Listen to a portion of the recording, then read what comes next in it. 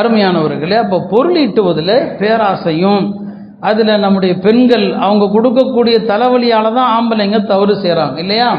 ஹராம் ஹலாலே பார்க்கறது இல்லை. வட்டி என்பது பல வடிவங்கள் இருக்குது. மார்க்கத்தில் வட்டி என்று சொன்னால் பொதுவான ஒரு பொருள் இருக்குது வட்டிக்கு. ஹராமான வருமானங்கள் எல்லாத்துக்குமே வட்டி தான். எப்படி சம்பாதிச்சாலும் வட்டின்னு சொல்லுவாங்க. உதாரணமாக ஹதரத்து அபூ ஹுரைரா அவர்கள் மர்வானுடைய ஆட்சிக்கால, அவர் மதீனாவுடைய கவர்னராக இருக்கிறார், மதீனாவுடைய ஆளுநராக இருக்கிறார். இப்போ அந்த நேரத்தில் இஸ்லாமிய அரசில் ஒரு சிஸ்டம் இருந்துச்சு. சில குறிப்பிட்ட நபர்களுக்கு அரசாங்கம் ஒரு அட்டை கொடுக்கும், இப்போ ரேஷன் கடை மாதிரி. அந்த அட்டை யாருக்கு கொடுக்கப்பட்டிருக்குதோ அவர்கள் ஒரு குறிப்பிட்ட கடையில் போய் கொடுத்தா அவர்களுக்கு இவ்வளவு உணவுகள் என்று சில உணவுகளை கொடுத்துருவாங்க, கோதுமை பாரக்கோதுமைன்னு சொல்லி. அது யாருக்கு, அரசாங்கம் யாருக்கு அட்டை கொடுத்துருக்குதோ அந்த அட்டையை வச்சிருக்கிறவங்க அந்த குறிப்பிட்ட காலத்தில் போய் கொடுத்தா அவங்களுக்கு உணவு கொடுக்கப்படும். இப்படி இருந்துச்சு இல்லையா? எல்லா காலத்திலையும் சைத்தான் வழிகெடுப்பானா இல்லையா? சில நேரங்களில் இந்த உணவு அட்டையை வாங்கி வச்சிருப்பார் இல்லையா, அரசாங்கம் கொடுத்துருக்கும், அவருக்கான தேதியும் இருக்கும். இந்த தேதியில் போய் ஒரு வாங்கிக்கலான்னு சொல்லி இந்த அட்டையை வச்சிருக்கிற என்ன செய்வார்னா, அவருக்கு இப்போ உடனடியாக காசு தேவைப்படும். அவர் என்ன செய்வார், இந்த அட்டை இல்லாத ஒருத்தன்ட்ட போய், எப்பா எனக்கு இந்த அட்டையை கொடுத்தா உணவு கிடைக்கும், உணவு பொருள் கிடைக்கும், நீ இந்த அட்டையை கொடுத்து வாங்கிக்க அந்த தேதியில், எனக்கு இப்போ காசை கொடுத்துரு, எனக்கு இப்போ காசை கொடுத்துருன்னு சொல்லி மக்கள் என்ன செஞ்சாங்க, அப்படி இந்த அட்டைகளை விற்றாங்க. அபூ ஹுரைரா நேராக மர்வான் இடத்துல போனாங்க. போய் சொன்னாங்க, என்ன வட்டியை ஹலால் ஆக்கிட்டீங்களான்னு கேட்டான். வட்டியை ஹலால் ஆக்கி, அப்படி தான் கேட்குறாரு. நீங்கள் என்ன வட்டியை ஹலல் தர் ரிபா, வட்டியை ஹலால் ஆக்கிட்டீங்கிறார். அவர் ஆடி போயிட்டார். நான் எங்கங்க வட்டி ஹலால் ஆக்குனேன், நான் எப்போ வட்டி கூடுன்னு சொன்னேன்? உங்கள் ஆட்சியில் மக்கள் செய்கிறத பார்த்தீங்களா? இந்த உணவு அட்டைகளை விற்கிறாங்க, உணவு அட்டைகளை விற்கிறாங்க. பெருமானாருடைய ஒரு ஹதீஸ் இருக்கிறது, எந்த பொருளும் கைக்கு வருவதற்கு முன்னால் விற்கிறது ஹராம். எந்த பொருளும் நம்ம கைக்கு வந்த பிறகு அடுத்தவருக்கு விற்கலாம். ஒரு பொருளை நீங்கள் வாங்குறீங்க, நீங்கள் இன்னொருத்தருக்கு அதை எப்போ விற்கலான்னு சொன்னால் நீங்கள் அதை கைப்பற்றணும். உங்கள் கைக்கு வராமல் அடுத்த ஆளுக்கு விற்றா அதுவும் வட்டி, அதுவும் என்னதான் வட்டி தான். இப்போ இந்த உணவு அட்டையை வச்சிருக்கிறவங்க அவங்க கடையில் போய் அந்த பொருளை வாங்கி அதுக்கப்புறம் யாருக்காவது விற்றா அது வேறு விஷயம். ஆனால் நடக்கிறது என்ன, இந்த உணவை கைப்பற்றாமல் இவர் உணவு அட்டையை விற்கிறாரு, இது வட்டின்னு சொன்னான். உடனே அவர் உத்தரவு போட்டார், எல்லா கையிலிருந்தும் இந்த அட்டைகளை எல்லாம் பிடுங்குங்கன்னு சொன்னார். அப்போ என்னென்னா, சஹாபாக்கள் ஹராமான வருமானம் எந்த வழியில் வந்தாலும் வட்டினாங்க. ஒரு முஸ்லீம் மது வியாபாரம் பண்ணுறான், அந்த மதுவை விற்று வருகிற காசே வட்டின்னு சொன்னாங்க. வட்டின்னு சொன்னால் ஒரு குறிப்பிட்ட ரகம், ஏதோ லோனு மட்டும்தான் வட்டி, ஒரு குறிப்பிட்ட வகை இல்லை. ஹராமான வருமானங்கள் என்னென்ன வடிவத்தில் இருக்கிறதோ எல்லாமே வட்டி தான். அதை புரியாமல் நாம் எத்தனையோ தவறுகளை நாம் செய்கிறோம். போய் பேராசை தானே, பொருள் ஈட்டுவதில் உள்ள பேராசையினால தான் எவ்வளவு பிரச்சனை. வட்டி வாங்கிறதும் ஹராம், கொடுக்கறதும் ஹராம். நம்மள்கிட்ட என்ன பொருளாதாரம் இருக்குது? ஒரு வீடு கட்டலாம் நினைக்கிறோன்னு சொன்னால் வீடு கட்டுவதற்கு என்ன பட்ஜெட் ஆகும், நம்மள்கிட்ட என்ன இருக்குது, இந்த வீடு கடைசி வரைக்கும் கட்டி முடிக்கிற அளவுக்குள்ள பொருளாதாரம் என்ன, இதெல்லாம் யோசிக்கிறது இல்லை.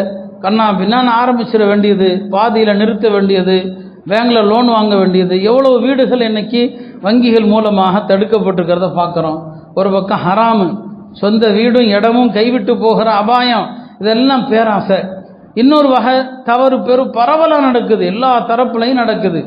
மார்க்கத்தில் கூட்டு வியாபாரத்துக்கென்று வழிமுறைகள் இருக்குது. ஒரு வியாபாரத்தில் நீங்கள் பார்ட்னர் ஆகிறீங்கன்னு சொன்னால் அதுக்கென்று மார்க்கத்தில் ஷரத்துகள், நிபந்தனைகள், வழிமுறைகள், அந்த வழிமுறைகளுக்கு உட்பட்டு தான் வியாபாரம்.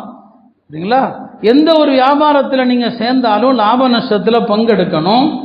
லாபமோ நட்டமோ சதவீதம், நீங்கள் இவ்வளவு பணம் கொடுக்குறீங்க, லாபத்தில் உங்களுக்கு இத்தனை சதவீதம், அதுதான் மார்க்க அனுமதிக்கும். இன்றைக்கு என்ன நடக்குது, ஏதோ ஒருத்தட்ட பணத்தை கொடுக்கறது, அது எதுவாக வேணாலும் இருக்கட்டும், பணத்தை கொடுக்கறது, நகையை கொடுக்கறது, மாதம் ஃபிக்ஸடாக ஒரு அமௌண்ட் 2000 5000, இது பெரிய வட்டி. அப்படி தானே? அந்த ஹிரிசில் தானே ஏதோ ஒரு வங்கியில் எல்லாம் நகையை வச்சதாக சொல்கிறாங்க. அதனுடைய முழுக்கதை எனக்கு தெரியாது, அதில் யார் என்ன செஞ்சாங்கன்னு தெரியாது. அதனால் நான் அதுக்குள்ளே போகலை, நான் சட்டத்தை வளர்க்குறேன். நீங்கள் எந்த ஒரு வியாபாரம் செய்கிறவன்ட்டையும் சரி, ஒரு பணத்தை கொடுத்தா வியாபாரத்தில் எவ்வளோ லாபம் வருதோ அதில் இத்தனை சதவீதம், அதுதான் மார்க்க அனுமதிக்குமே தவிர ஃபிக்ஸடாக 50,000 ரூபா கொடுத்தா மாதம் 5000, 1 லட்ச ரூபா கொடுத்தா மாதம் 10,000, இது பியூர் முழுக்க முழுக்க முழுக்க வட்டி. ஆனால் அது நிறைய நடக்குது எக்கச்சக்கமாக. பல பேர்களில் பல பேர் ஆசையூட்டுவான், மார்க்கம் அதை அனுமதிக்குதான்னு சொன்னால் இல்லை. அப்போ வெறுமனே நமக்கு ஏதோ கிடைக்குது, அவசரமாக கிடைக்குது, மாசமானால் ஒரு தொகை வந்துடுது. இதை மட்டுமே நம்ம பார்க்கறதுனுடைய விளைவு தான் பொருளாதாரங்களில் பரக்கத்து இல்லை. அந்த மாதிரி ஆரம்பிக்கப்பட்ட கூட்டு வணிகங்கள் எல்லாமே இழுத்து மூடுற நிலைமைக்கு தான் வந்துச்சு. இப்படி இந்த மாதம் ஒரு ஃபிக்ஸட் அமௌண்ட் கொடுத்து இவ்வளவு கொடுத்துறதுன்னு சொன்னால் இந்த மாதிரி ஆரம்பிக்கப்பட்ட எல்லா வணிகங்களும் கடைசியில் பார்த்தீங்கன்னா இழுத்து முடியும். ஏன்னா அல்லாஹ் ஹராமாக்கினதில் பரக்கத்தை அல்லாஹ் வைக்கவே மாட்டான். எங்கே தவறான முறையில் கொடுக்கல் வாங்கல் நடக்குதோ அந்த வணிகம் ஒருபோதும் வெற்றி பெறாது. இது பெருமானார் ஸல்லல்லாஹு அலைஹி வஸல்லம் அவர்கள் தெள்ள தெளிவாக சொன்னாங்க. வியாபாரங்களில் ஹலால் வியாபாரத்தில் கூட அதுக்கு பெருமானார் ஸல்லல்லாஹு அலைஹி வஸல்லம் அவங்க எத்தனை நிபந்தனைகளும் வழிகாட்டுதல்களும் வழங்கியிருக்கிறாங்க. முஸ்லீம்களுடைய கடைவீதியில் என்னென்ன விஷயங்கள் பேணப்படணுங்கிறதெல்லாம் ஹதீஸ் கிதாபுகளில் இருக்குது. எனவே அருமையானவர்களே, காசு வர்றது பாக்கெட்டில் எப்போவுமே காசு இருக்கணும். இது ஒன்றை மட்டுமே நம்ம வாழ்க்கை குறிக்கோளாக வைக்கிறோம். ஹராம் ஹலாலுடைய விஷயங்களில் பேணுதல் இல்லாமல் இருக்கிறோம். ஒரு காலத்தில் முஸ்லீம்களுடைய தனித்தன்மையே பேணுதல் தான். ஒரு பெரிய ஞானி இமாம் ஃபுதைல் இப்னு ஐயாத் என்று நினைக்கிறேன், அவங்க ஜம்சம் கிணத்துக்கு அருகில் நிற்கிறாங்க, தண்ணி குடிக்காமல் நிற்கிறாங்க. அந்த காலத்தில் என்ன இறப்பாங்க, இறைச்சி தான் கொடுப்பாங்க. எல்லாரும் என்ன செய்வாங்க, தண்ணி குடிப்பாங்க. அவங்க குடிக்காமல் இருக்கிறாங்க. என்னங்க ஏங்க தண்ணி குடிக்காமல் இருக்கு? நம்ம அந்த பேணுதெல்லாம் நம்ம பார்க்க முடியாது, அந்த அளவுக்கு இருக்கணும்னு தேவையும் இல்லை. ஏதோ கொஞ்சமாக அவங்க சொன்னாங்க, மக்கள் எல்லாரும் அவங்கவுங்க வாளியை விட்டு தண்ணி எடுத்து குடிக்கிறாங்க. இதில் பல பேருடைய அந்த வாளி இருக்கு இல்லையா, இறைக்கிறதுக்குரிய வாளி, அது கூட ஹராமான காசில் சம்பாதிச்சது. அந்த வாளியில் ஜம்சமை இறைச்சி அந்த தண்ணியை நான் குடிக்கக்கூடாது. அதனால் எனக்கென்று ஒரு வாளியை தேடிட்டு இருக்கிறேன், அது கிடைச்சதும் இறைச்சி நான் குடிப்பேன்னு சொன்னான். இந்த அளவுக்கு பேணுதல் என்பது அந்த கால மக்களுடைய உச்சக்கட்டமான அடையாளம் அதுதான். இமாம் அஹ்மது இப்னு ஹம்பல் இடத்துல கேட்டாங்க, அந்த காலத்தில் ஹதீஸுகளை எழுதி வைக்கிறதுக்கு எல்லார்ட்டையும் பேப்பர் இவ்வளோ தாராளமாக இருக்காது. காகிதம் இருக்கும், பெரிய பெரிய தோலில் எழுதி வச்சுருப்பாங்க, மரத்தினுடைய இலைகள் பெரிய பெரிய இலைகளில் எழுதி வச்சுருப்பாங்க. இமாம் அஹ்மது இடத்துல ஒரு ஆள் கேட்டாங்க, இப்போ ஒருத்தர் இலைகளில் ஹதீஸுகளை எழுதி வச்சிருக்கிறார். அந்த ஹதீஸை இலைகளில் எழுதி வச்சிருக்கிறார் இல்லையா, அவர் கையில் இருந்து காற்றுல ஏதோ ஒரு இதில் அந்த இலைகள் எல்லாம் கீழே விழுந்துருச்சு. இப்போ அந்த கீழே விழுந்த இலையை இன்னொருத்தர் எடுக்கிறார். எடுத்து பார்த்தா அதில் ஹதீஸா இருக்குது. இப்போ அதில் இருக்கிற ஹதீஸை அந்த இலையில யார் எழுதி வச்சிருக்கிறாரோ அவர்கிட்ட அனுமதி கேட்டு தான் எழுதணுமா, கேட்காம எழுதலாமான்னு சொல்லி இமாம் அஹ்மத் சொன்னாங்க, இல்லை, அவர்கிட்ட முதல்ல அனுமதி கேட்டுட்டு தான் அந்த இலையில் இருக்கிற ஹதீஸை கூட நீங்கள் எழுதணும். ஏன்னா அந்த இலை கூட அவருக்குரியது, அதில் இருக்கிற ஹதீஸை அவர்கிட்ட கேட்காம நீ எழுதுறதும் உனக்கு அனுமதி இல்லைன்னு சொன்னாங்க. எவ்வளவு பேணுதல்! அப்போ அந்த காலத்தில் அந்த மக்களுடைய துவாக்கள் எல்லாம் உடனே ஏன் கபூலாச்சு, உடனே ஏன் அல்லாஹ்தஆலா ஏற்றுக்கொண்டான்? காரணம் அதுதான். இந்த எது நம்மள்கிட்ட வருது, உள்ள என்ன நமக்கு போகுது, அதில் அவங்க காட்டிய அக்கறையும் அதில் காட்டிய அந்த தூய்மையும் தான் இந்த அளவுக்கு. இன்னைக்கு எல்லாம் ஹலாலாக்கிற காலம். பெருமானார் ஸல்லல்லாஹு அலைஹி வஸல்லம் அவங்க பின்னால் ஒரு காலம் வரும்னு சொன்னாங்க, இஸ்திஹலாலுல் மஆசி, எல்லா பாவத்தையும் ஹலாலாக்குவாங்க. ஆண்களுக்கு பட்டு துணி ஹலாலுன்னு சொல்லுவாங்க, மதுவை ஹலாலாக்குவாங்க, விபச்சாரத்தை ஹலாலாக்குவாங்க, இசை கருவிகளை ஹலாலாக்குவாங்க. இது எல்லாத்தையும் சொன்னாங்க. அந்த மாதிரி தான் இன்னைக்கு வட்டியும் என்னங்க ஹலால். அதையும் ஒரு கூட்டம் பேங்க்ல தரக்கூடிய வட்டி கூடும், அது வட்டி இல்லை. இப்படி நடந்தால் என்ன ஆகும்? பெருமானார் சொன்னாங்க, அந்த கூட்டம் அதில் ஒரு சாரார் அல்லாஹுடைய அதாபை கொண்டு தண்டிக்கப்படுவாங்க, ஒரு சாரார் பன்றிகளா குரங்குகளா மாற்றப்படுவாங்க. ஹதீஸு புகாரில் வரக்கூடிய ஹதீஸ். கியாமத்துக்கு முன்னால் அப்படி ஒரு கூட்டம் வரும் என்று பெருமானார் ஸல்லல்லாஹு அலைஹி வஸல்லம் அவங்க எச்சரிக்கை செய்கிறாங்க. அது அருமையானவர்களே, அதனால காசு யாரோ தர்றான் அப்படிங்கிறதுக்காக மட்டுமே பணத்தை சரி உடனடியாக கிடைக்குது அப்படிங்கிறதுக்காக ஹராம் ஹலாலுடைய இந்த வழிகாட்டுதல்கள் பேணுதல்கள் இதெல்லாம் இல்லாமல் நாம் எதையும் செஞ்சு பிரயோஜனம் இல்லை. உலமாக்கள் அழகா சொல்லுவாங்க, ஒரு கட்டடத்துக்கு அஸ்திவாரம் முக்கியம். அஸ்திவாரம் உறுதியாக இருந்தால் அதன் மீது எழுப்பப்படுகிற கட்டடம் உறுதியாக நிற்கும். அஸ்திவாரம் சரியில்லை, கட்டடம் சீக்கிரம் விழுந்துரும். இந்த மார்க்கத்தினுடைய அஸ்திவாரம் என்ன தெரியுமா? ஹலாலு தான். ஹலாலுங்கிற அஸ்திவாரத்தின் மீது தொழுகைங்கிற கட்டடம், நோம்புங்கிற கட்டடம், ஹஜ்ஜுங்கிற கட்டடம் நீங்கள் ஹலாலுக்கு மேலே எழுப்புனீங்கன்னா இந்த வணக்கங்கள் பூரா ஏற்றுக்கொள்ளப்படும். நீங்கள் அமைக்கிற அஸ்திவாரமே ஹராம், எல்லாம் ஹராம்.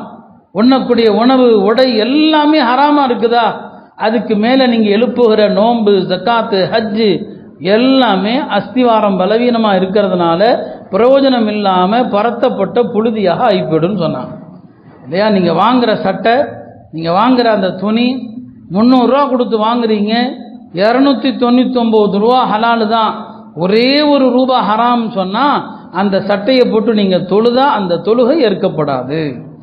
அந்த தொழுகை ஏற்கப்படாது. ஹராமான காசில் நீங்கள் சதக்கா செஞ்சால், தர்மம் செஞ்சீங்கன்னு சொன்னால், இமாம் சுஃபியானு சௌரி சொன்னாங்க, ஹராமை கொண்டு சதக்கா செய்கிறவனுடைய உதாரணம் நஜிசான ஆடையை நஜிசான தண்ணியில் கழுவுற மாதிரி. ஆடை நஜிசா போனால் அது சுத்தமாகணும்.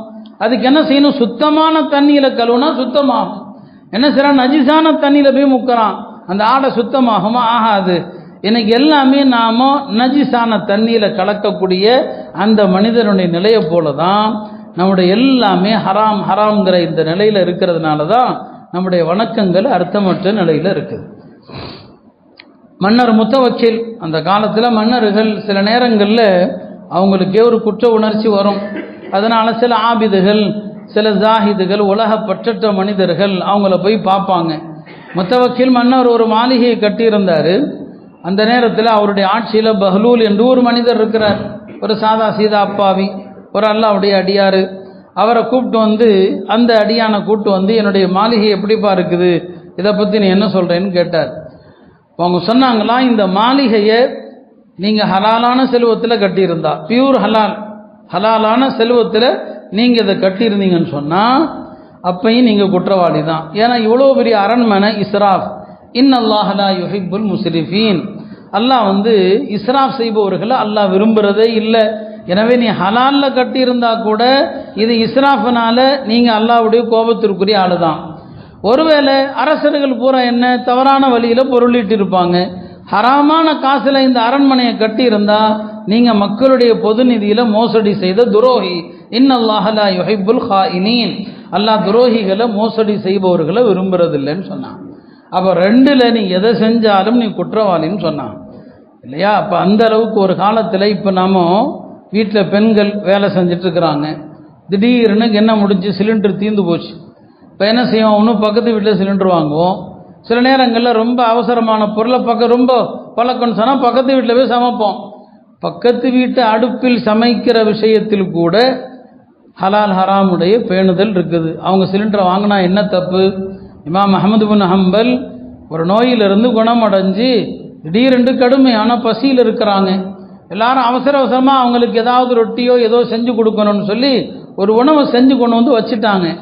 இமாம் அஹ்மது கேட்டாங்க, என்னப்பா இவ்வளோ சீக்கிரம் நம்ம அடுப்பில் எப்படி ரெடியாச்சு? இப்போ அவங்க சொன்னாங்க, ஏன்னா அந்த காலத்தில் அடுப்பை எரிக்கணும்னா அதுக்கு முன்னால் என்ன செய்யணும், நிறைய வேலைகள் இருக்குது. இப்போ மாதிரி உடனே பற்ற முடியாது இல்லையா, சிலிண்டர் அடுப்பு மாதிரி. என்னடா நம்ம வீட்டில் இவ்வளோ சீக்கிரம் எப்படி தயாராச்சுன்னு கேட்டாங்க. இப்போ அவங்க சொன்னாங்க, பக்கத்து வீட்டில் ஒருத்தர் சாலிஹன் இருக்கிறாரு, அவருடைய அடுப்பு ஆல்ரெடி எரிஞ்சிக்கிட்டு இருந்துச்சு. எரிஞ்சிக்கிட்டு இருக்கிற அடுப்பில் உங்களுக்குன்னு சொல்லி ரொட்டியை சுட்டு கொண்டு வந்தோன்னு சொல்லி இமாம் சொன்னாங்க, வேண்டாம் இந்த ரொட்டி வேணாம், தள்ளி கொடுங்க. என்னங்க என்ன தப்பு கேட்டாங்க. அவர் உங்கள் தோஸ்து தானேன்னு சொல்லி, தோஸ்து தான், நண்பர் தான். அவர் அரசாங்கத்தில் வேலை செய்கிறாரு, அரசாங்கத்துடைய பல சலுகைகளை அனுபவிக்கிறாரு. அரசாங்கத்திலிருந்து கிடைக்கிற எல்லாமே சுத்தமான ஹலாலுன்னு சொல்ல முடியாது, சந்தேகமும் இருக்கும். அதில் நான் சந்தேகத்திற்கிடமான அவருடைய அடுப்பில் சுடப்பட்ட ரொட்டி எனக்கு வேண்டாம், தள்ளி கொடுங்கன்ட்டான். எவ்வளோ பெரிய நம்ம இந்த அளவுக்குள்ள தூய்மை நிச்சயமாக நமக்கு சாத்தியம் இல்லை, யாருக்குமே, எனக்கோ உங்களுக்கோ சாத்தியம் இல்லை. இந்த வரலாறுகளை தெரிந்து குறைஞ்சபட்சம் தெளிவான ஹராம் சொன்னமா இல்லையா? பணத்தை கொடுத்து மாதம் 5000 வாங்குறது, மாதம் 10,000 வாங்குறது, ஃபிக்ஸடாக ஒரு அமௌண்ட் வாங்குறது, இதெல்லாம் தெளிவான ஹராம். இது தெளிவான வட்டியில் கட்டுப்பட்டது. இப்போ இந்த மாதிரியான ஹராமையாவது நாம் செய்யாமல் இருக்கணுமா இல்லையா? இந்த ஹராமுகளை செய்து கொண்டு நம்முடைய எந்த வணக்கங்கள் ஏற்கப்படுது? ஒரு மனிதன் தன்னுடைய குடும்பத்தினருக்காக ஹலாலான வருமானத்திற்கு அவன் உழைத்தா, இப்போ நீங்கள் கேள்விப்பட்டிருப்பீங்க, 5 நேர தொழுதா மரத்திலிருந்து பாவங்கள் இலைகள் உதிர்ற மாதிரி பாவங்கள் உதிருதுன்னு சொல்லி. அது தொழுகையாளிக்கு மட்டும் வரல, ஹலாலுக்காக வேர்வு சிந்தறான் இல்லையா? மனைவி மக்களுக்கு ஹலாலான உணவு கொடுக்கணும். அதுக்காக வேர்வை சிந்துறான் பாருங்க, அந்த வேர்வை துளிகள் ஒவ்வொன்றிலிருந்தும் அவனுடைய பாவம் மன்னிக்கப்படுது. அல்லாஹ்வுடைய பாதையில் அறப்போர் செய்கிறவன் மாதிரி. இன்னைக்கு ஜிஹாதுங்கிறது எதிரிகளோடு வாளேந்தி சண்டை போடுறதல்ல. இன்னைக்கு ஜிஹாதுங்கிறது ஹலால் வருமானம் தான். என்ன ஆனாலும் சரி, ஹராமோ சந்தேகத்திற்கிடமானவைகளோ இது எதுவுமே வேண்டாம், முழுக்க ஹலால் வந்தா போதும் என்று ஒரு மனிதன் நினைத்தான் சொன்னா, இந்த காலத்தில் பெரிய முஜாஹித் என்று உலமாக்கள் அவனை சொன்னான்.